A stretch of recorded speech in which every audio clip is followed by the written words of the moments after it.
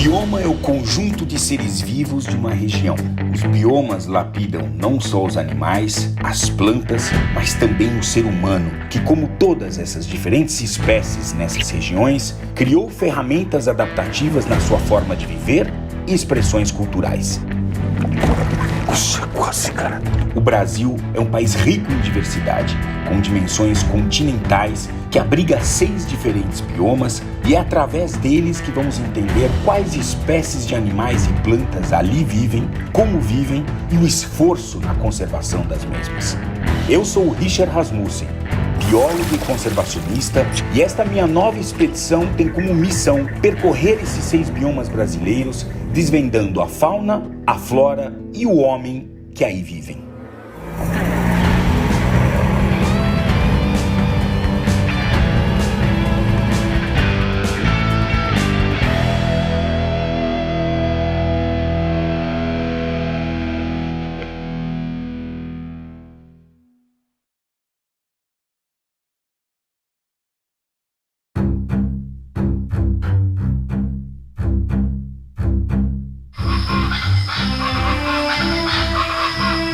O contexto morfoclimático do Pantanal, como transição de Cerrado, Chaco, Amazônia e Mata Atlântica, cria uma grande biodiversidade de animais, especialmente de aves.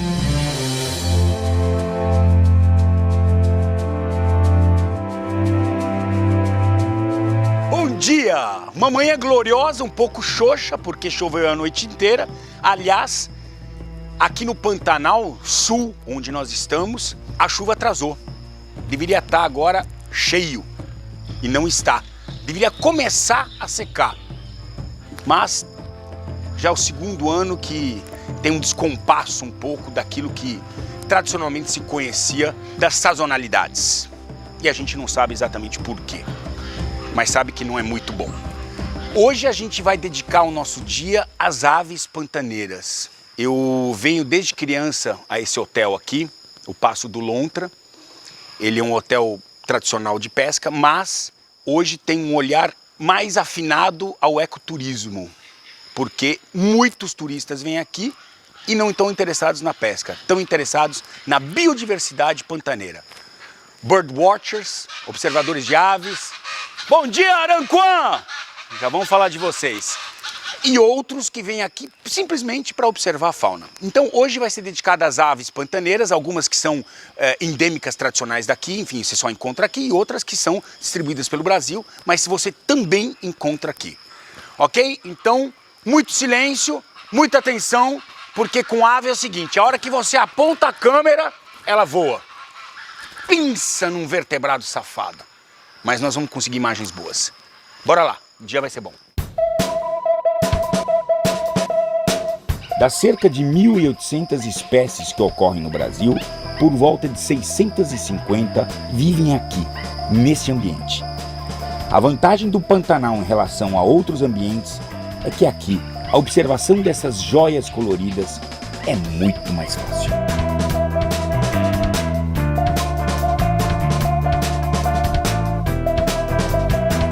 Nesse caso aqui, normalmente, eu vou bem devagarzinho para eles ficarem, não se assustarem. Eles já estão acostumados com a presença do ser humano. Aliás, este casal, ele é residente aqui, ele dorme nas árvores, ele dorme empoleirado. Normalmente você encontra o macho e a fêmea, o macho é o primeiro, né? A fêmea, a carijó, é a segunda. E o filhote, aliás, tem o macho, o filhote e a fêmea por último, que é bem diferente, né? O filhote também é macho. Normalmente a gente encontra com um par de filhotes. Eles colocam normalmente 3 ovos, mas são 2 filhotes que normalmente acompanham os pais. E acompanham por bastante tempo, como vocês podem perceber, esse filhote ele já está bem crescido. O status de conservação do mutum é vulnerável, ao contrário do status de conservação do aranquã, que é pouco preocupante. Mas é muito comum encontrar mutum de penacho por aqui. Os ninhos são feitos no alto, nas árvores.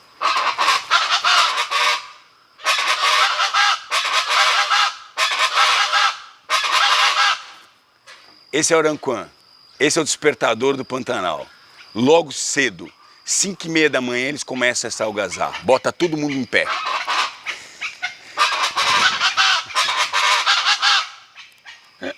E tanto o Aranquã como o Mutum dividem o mesmo espaço. Eles não vou dizer que eles competem diretamente entre si, mas sim, porque, enfim, eles comem folhas, frutos, sementes, ambos, né? Eles são da mesma família, né?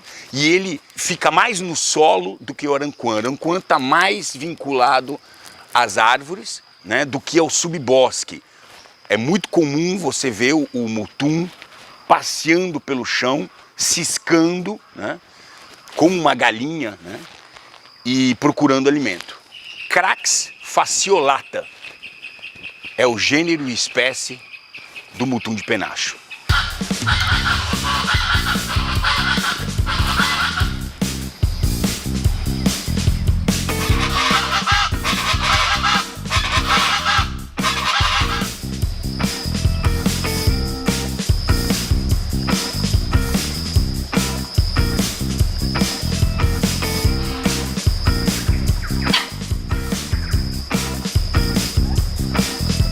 Esse é um presente. Não é fácil de visualizar a ararinha maracanã.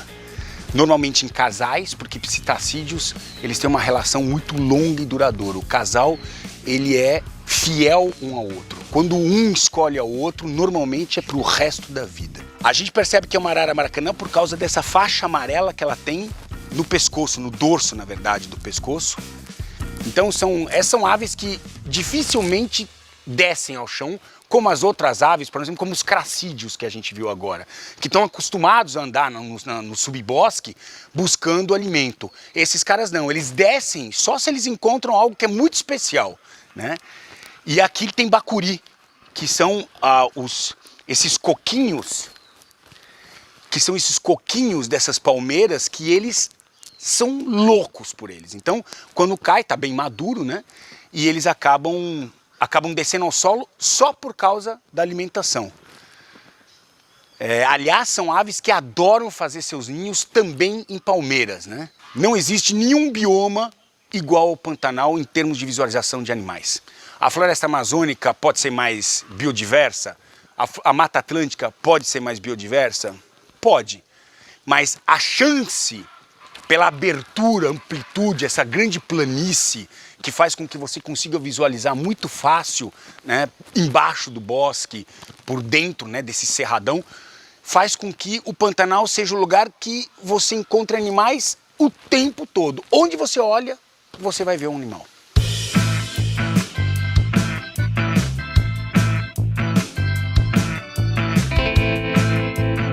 Esse aqui não tá maduro ainda, tá verde? Não, tá verde. Esse aqui que é aquelas Maracanã tava roendo. Ela rói fora. E a arara azul come a castanha. Ela é a única que consegue cortar o coco. Ela corta com aquele bico, rodando assim, ela consegue cortar, ele fica certinho. Os outros só comem carne? Só carne. Só carne. Nenhum consegue cortar. Que é pouca ela carne, é a única. pra falar a verdade, né? Não, desse aqui tá pequeno, mas ele fica grandão, ele fica mais... E aí vocês fazem o quê? Geleia? Dessa... Então o pessoal ali na que faz uma geleia da polpa dela. Ano passado foi um ano muito difícil pro Pantanal. A gente vai fazer uma matéria só sobre o que eu gravei ano passado, porque pra gente entender o que foi ano passado e que pode vir ser esse ano aqui. Esse ano a gente tem risco, nós estamos em maio, deveria estar cheio d'água. Tá tudo começando a secar. Começando a secar. Qual o pico da época da cheia? O pico da cheia é março. Aí abril, maio começa já ir baixando, né? Junho, julho, aí agosto que é o período seco, que vem os ventos que acabam de secar, que é o período da seca. Mas esse ano nós estamos aqui como se fosse já final de julho, começo de agosto. Isso significa que tem risco desse ano ser outro ano de seca, outro ano de muito incêndio, de muita queimada, sim, de muito fogo. E esse é o nosso medo, porque ano passado queimou muito, né? E esse ano continua seco, não tivemos cheia. Essa dinâmica do Pantanal, isso acontece de vez em quando? Dizem os mais antigos que de 9 em 9 anos tem mais ou menos isso. Uma seca rigorosa, aí vem a cheia. Então de 9 anos tem uma época de seca e 9 anos é época de cheia. A natureza, né? A natureza, ela faz a parte dela. Você vê que com 2 meses depois da queimada, embaixo já estava tudo a brotação vindo, tudo verdinho. Mesmo com pouca chuva, ela brotou e ficou... Então hoje você não percebendo, você chega nos troncos das árvores, você vê que ela veio a queimada. Mas você olha ao redor, tá tudo verdinho. Entendeu? Mesmo com pouca chuva. Bom, então esse é o bacuri. Certo? Esse aqui. Esse, cara, é o bacuri. E esse é um dos frutos prediletos desses, entre tantas outras palmeiras, né? Dos psitacídeos, das aves de bico torto.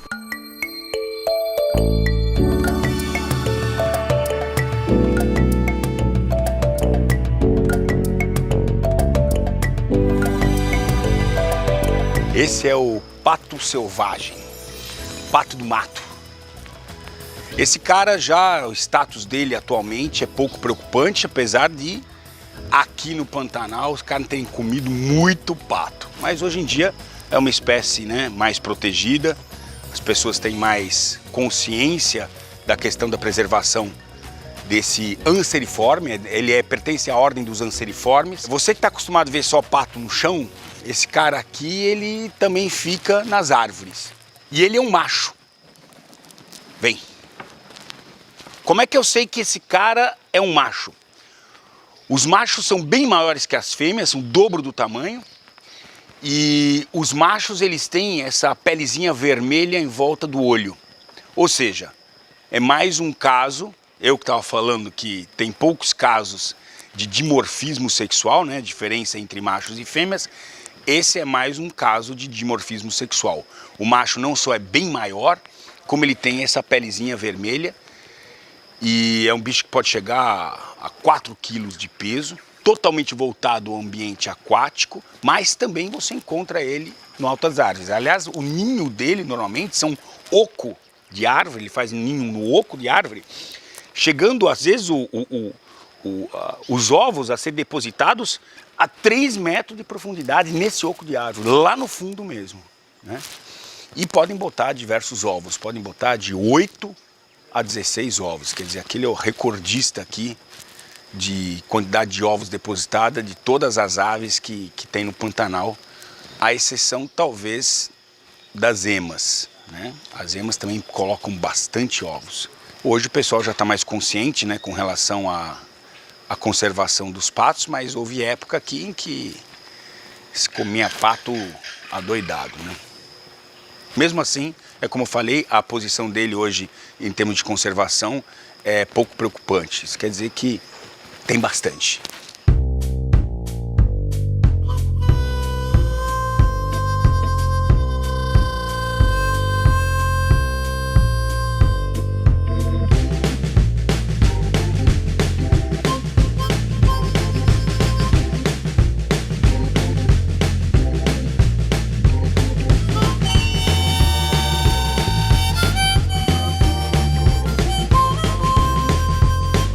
Essa grande ave é o taxã, ou como eles gostam de chamar aqui no Pantanal, de anhuma.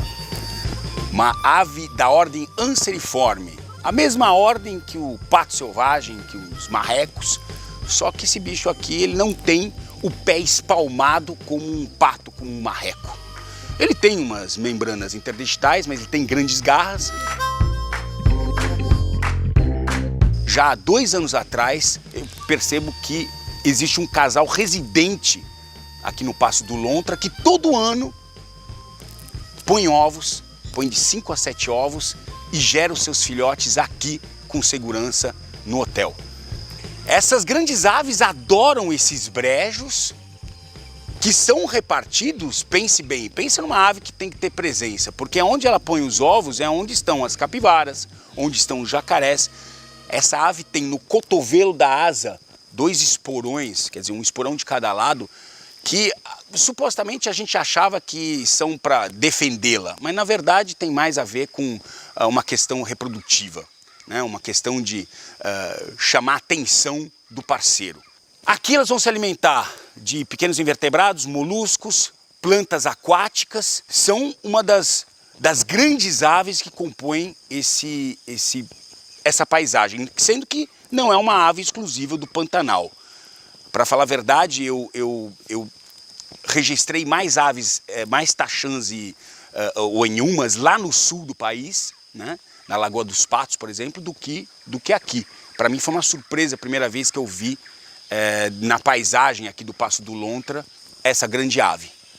Mas tá curioso porque ele tá com, você vê os filhotinhos, parecem uns pintinhos amarelinhos desse tamanho em volta do casal, o casal protegendo, né, eles o tempo todo. Esses bichos eles vão ficar com os pais até uns 3 meses de idade, eles estão sendo super cuidados pelos pais e com 5 meses de idade eles já têm capacidade de voar e procurar aí também o seu espaço e começar novamente aquele ciclo, né, que é o ciclo reprodutivo. Olha lá o casal.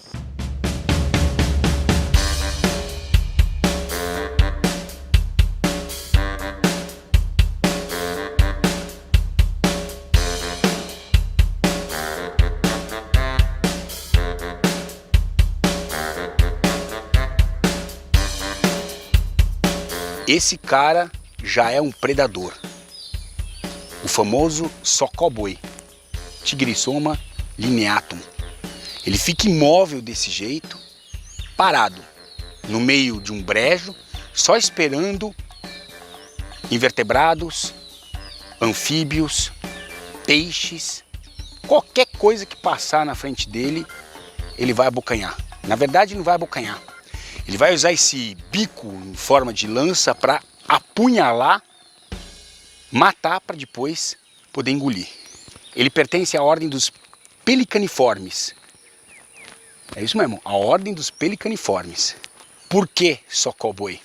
Porque na época reprodutiva ele solta um esturro que parece um mugido de boi. Esse cara é um predador, meu. É assim que ele fica, só parado, só movimentando o olho, esperando algum infeliz passar perto dele. É o modo de caça que a gente chama senta e espera. Outros animais usam esse tipo de técnica, por exemplo, serpentes, alguns lagartos, ficam só parados, esperando a coisa acontecer na frente deles e rapidamente se alimentam, predam.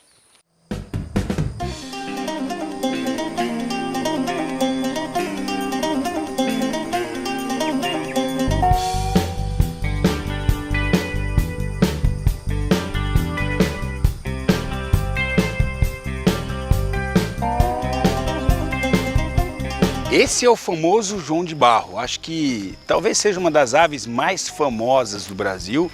Ela não pertence só ao bioma do Pantanal, é bem distribuído pelo Brasil e tem diversas histórias curiosas. Um ninho complexo, o que a gente está vendo é só a parte de fora, né? Construído com graveto e barro. Lá dentro, inclusive, tem um compartimento, com uma parede mesmo, dentro do ninho.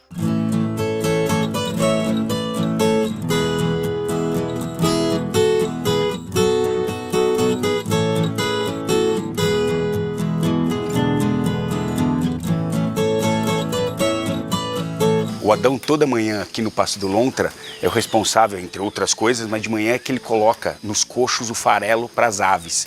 Por isso que a gente vê tanta ave aqui perto podendo se alimentar. Você viu o João de Barro, agora começou a chover, né? Mudou o tempo, de ontem para hoje, né? E hoje mudou completamente a situação. Aliás, muito bom para o Pantanal, porque estava precisando dessa chuva, senão a seca desse ano, a exemplo do ano passado, ia ser terrível. Choveu, João de Barro começa a trabalhar. Vai lá porque tem lama agora, né? A terra tá mole, tem lama, então ele começa a construir uma nova casa. Aí você viu ele trabalhando, você me disse o quê? Por que eu falei? Você falou o seguinte, ele tá construindo uma casa nova, né? Ele falou, esse aí é inteligente, você falou, né? Exatamente. Eu falei, não é tão inteligente, por que ele não usa, tem um monte de casa aqui, por que ele não tá usando uma casa dessas que já está construída? Segundo a lenda que a gente ouve aqui no Pantanal, né? Quando ele é atraído, ele nunca mais entra na casa dele, ele abandona. E muitas vezes ele tranca a sua amada dentro da casa e para sempre ela nunca mais sai. Segundo a lenda aqui no Pantanal, né? Então, na verdade, assim, eu acho que faz parte do processo reprodutivo dele, a construção da casa faz parte do processo reprodutivo. Você repara o seguinte, tem várias casas construídas aqui, né? Olha que interessante. O sol nasce lá, certo? Exato. E se põe lá. Tem uma casa virada para o leste, a boca, como tem uma casa do lado, voltada para o oeste. O fato do João de Barro ele prender a fêmea dentro é porque já encontraram, pegaram, já, é tradição, o pessoal até gosta de ter em casa esses, né, esses morrinhos, né, esses ninhos feito de barro, tem muita gente que tem em casa, né? Já foi encontrado o esqueleto, o bicho morto lá dentro, né? Aí disseram o quê? Ah, tá vendo? O macho prendeu a fêmea lá dentro de castigo porque ela traiu ele. Na verdade, uma fatalidade, um bicho morreu lá dentro e ficou, e aí virou conhecimento popular, lenda, né? Porque eu acho pra mim também é que é lenda, né? Porque Não é lenda, é lenda. Imagino quantos dias que não vai levar pra fechar uma porta. Não, e ela não é boba, né? Se ela vê que ela vai...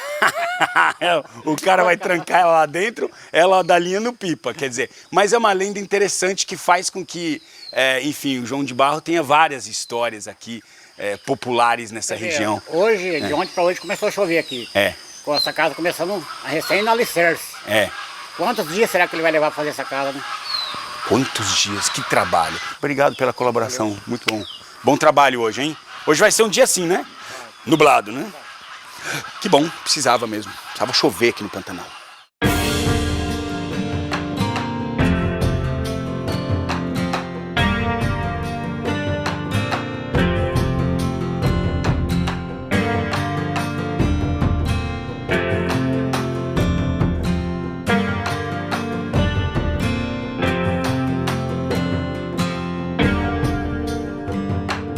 Tem essas avezinhas que são muito faceiras. Sempre nesses brejos, sempre em grupos, sempre procurando o que comer. Aves bem leves, então elas conseguem sustentar em cima das plantas aquáticas sem afundar. E elas têm os dedos longos, né? São os chamados jassanãs. Elas são muito faceiras. Tem muito jassanã por aqui espalhada. Onde tem água tem jassanã aqui. Pode apostar. E elas são uma graça, bem coloridas, especialmente quando elas levantam as asas. Elas fazem muita festa uma para outra e tem todo um display de dança uma para outra. Eu estou bem feliz com a chuva. Atrapalha um pouco o nosso trabalho, sim, mas isso é secundário, não importa. O principal é que sem essa chuva, que já está caindo agora há 2 dias, a gente teria um Pantanal muito seco, a exemplo do ano passado. E ano passado eu estive aqui e foi horrível. Foi horrível, foi horrível, foi horrível. Foi destrutivo para o Pantanal a seca pesada que teve. Então, manda mais, manda mais.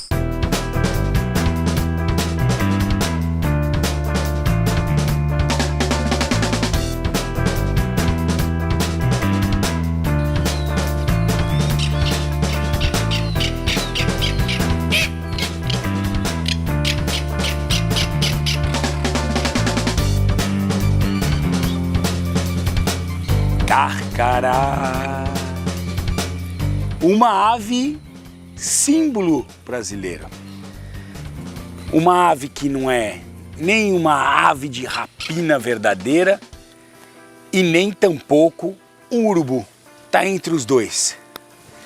Uma ave que se acostumou com o ser humano, uma ave que ocupou áreas de campo sem medo do ser humano. Esse cara é o símbolo eu acho que é assim, é como dizer, praticamente ocorre no Brasil inteiro. Tem uma porção na Amazônia que essa ave não ocorre. Existe mais de uma espécie desse gênero carcara, mas são aves que são extremamente oportunistas. Você vai encontrar uma ave dessa predando às vezes uma serpente, como você pode encontrar uma ave como essa à beira de uma rodovia, o que é muito comum, se alimentando de um animal, de uma carcaça de algum animal. São oportunistas. Para esses caras, tudo vale. Para que eu vou me desgastar e lutar com outro ser vivo para poder me alimentar, se eu posso me aproveitar de restos e oportunidades que não vão exigir de mim tanto.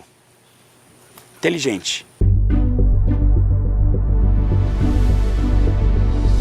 Minha paixão sempre foram os répteis. E normalmente, quando caminho por uma floresta, olho para o chão e não para as árvores, procurando serpentes e lagartos. Mas aqui no Pantanal, tive que me render aos encantos das penas, deixando de lado um pouco as escamas. A proximidade das aves e sua tolerância à presença humana neste ambiente aberto me deixaram encantado. O Pantanal é o reino das aves.